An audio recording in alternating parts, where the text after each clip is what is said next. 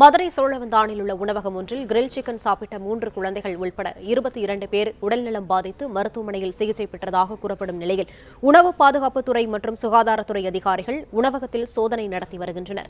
கூடுதல் விவரங்களை செய்தியாளர் கண்ணன் வழங்க கேட்கலாம். கண்ணன், வணக்கம். விரிவான விவரங்களை பதிவு பண்ணலாம். வணக்கம். மதுரை மாவட்டம் சோழவந்தான் தென்கரை பாலம் அருகே அமைந்துள்ளது பீட்டா என்னும் உணவகம். இந்த உணவகத்தில் நேற்று இரவு கிரில் சிக்கன் மற்றும் தந்தூரி சிக்கன் வாங்கி சாப்பிட்ட சுமார் 22 பேருக்கு நள்ளிரவு முதல் வாந்தி பேதி கோளாறு ஏற்பட்டுள்ளது. குறிப்பாக சோழவந்தானை சேர்ந்த பிரசன்னா என்ற இளைஞர் தனது நண்பர்களுடன் 10 பேருடன் சேர்ந்து அந்த உணவகத்தில் சிக்கன் வாங்கி சாப்பிட்டுள்ளார். அந்த 10 பேருக்குமே உடல்நல பாதிப்பு ஏற்பட்டுள்ளது.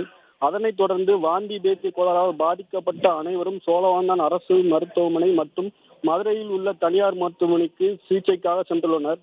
தற்போது சோழவந்தான் அரசு மருத்துவமனையில் 3 வயது குழந்தை உட்பட 6 பேருக்கு சிகிச்சை வழங்கப்பட்டு வருகிறது. மேலும் சம்பந்தப்பட்ட உணவகத்தில் உணவு பாதுகாப்புத்துறை அதிகாரிகள் மற்றும் போலீசார் ஆய்வு நடத்தி வருகின்றனர்.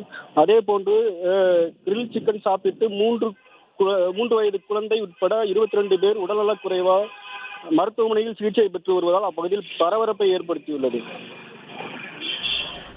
விவரங்களுக்கு நன்றி கண்ணன்.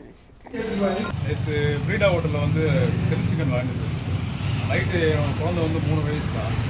கிரில் சிக்கன் சாப்பிட்டது காலை 4 மணி லூஸ் வாமிட்டு கண்டினியூஸ் ஒரு 10 மணி வரைக்கும் இருந்துச்சு. அதே தான் ப்ராப்ளமாக இருக்குன்னு எல்லா ஹாஸ்பிட்டலையும் பார்த்தேன். கடைசியில் சாப்பிட்ட ஃபுட்டு தான் கம்ப்ளைண்ட் பண்ணாங்க. நான் தான் ஃபுட்டெல்லாம் சாம்பிள் கொடுத்துருக்கேன்.